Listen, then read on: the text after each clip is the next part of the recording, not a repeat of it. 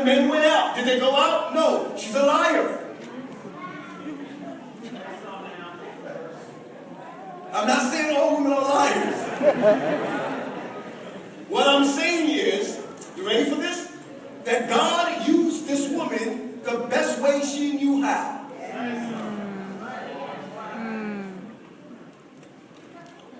You know, when I talk to Stephen sometimes, yes, Stefan, I'm changing your name back to Stephen. And you hear the way he talks to people about the Lord, it just couldn't be me.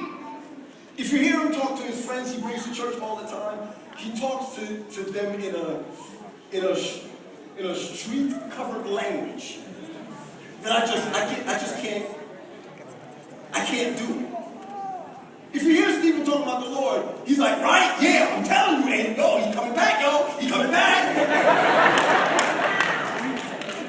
And you're wondering, how is this guy reaching other people talking like that? But yet, every other week he brings somebody else to church. Because God is using him where he is. My goodness, if you gave him a theology degree, he might mess up. Mercy. If you told him to sound like us. Are you with me so far? God needed to use Rahab to do something great. And so in this, we've come to realize that she lied to them, then sent them out. She says, there came men unto me, I don't know where they are, but at the time of the shutting of the gate, you got to remember that, at the shutting of the gate, they went out, so if you want to get them, pursue after them quickly. And men, without thinking, let me check the house. But they took her word for it, maybe because they've been there. Maybe because they trusted her because she was trustworthy not to tell their business to their home life.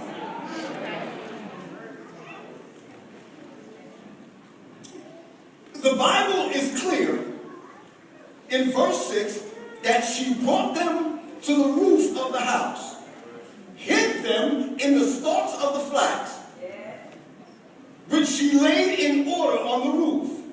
And when the men pursued after them, the way to Jordan unto the fords, and as soon as they which pursued after them were gone out, they shut the gate. In other words, she let them know that if you want them, you got to pass outside the gate to get them.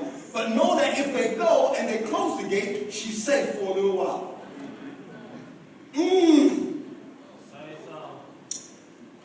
When I read this story, I'm realizing more and more that God's plan is bigger than ours.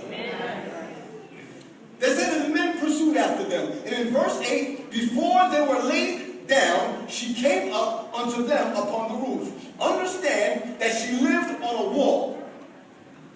She lived on a wall that was big enough to hold a house.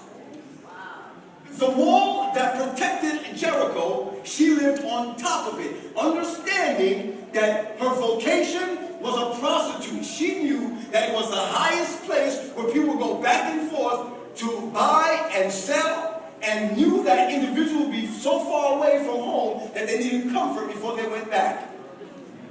She was a businesswoman.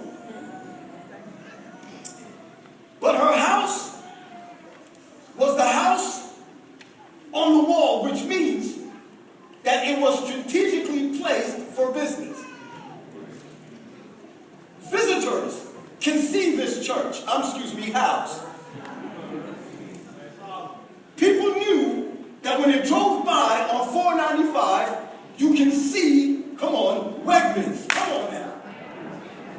It's the best place for business. Get off at the next exit, get what you need, keep on moving. The Bible teaches us that she knows how men are. She understands men. She realizes that men are easily forgetful.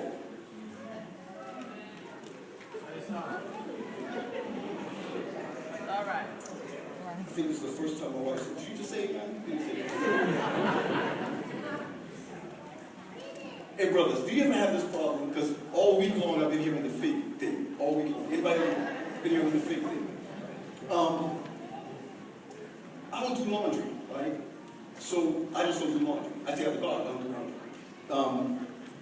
So if I ask for my socks, where are my socks? It's a good question. Am I correct? Yes. Thanks.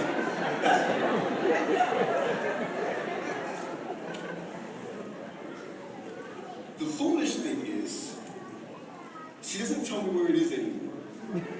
She says, where it always is.